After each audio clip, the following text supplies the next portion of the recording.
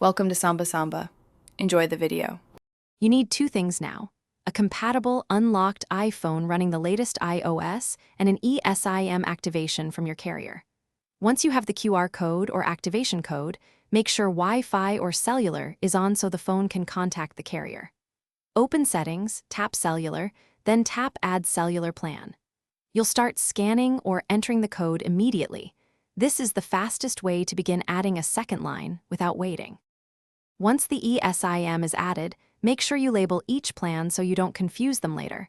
Tap the plan name and choose primary or secondary or custom names. Make sure to select which line you want for cellular data and which for voice. You can set one for data and the other for calls. If you use iMessage or FaceTime, go to their settings and select the preferred number. Finally, set the network mode, LTE or 5G, per line to balance speed. Finish by testing. Call and text using each line, and browse with the data line to confirm connection. Make sure your default line is set for outgoing calls and that favorites or contacts use the intended line. You can change per contact if required.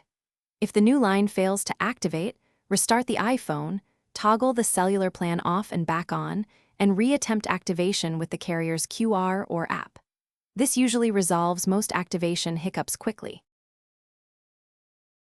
Thanks for watching. Consider subscribing if we helped you.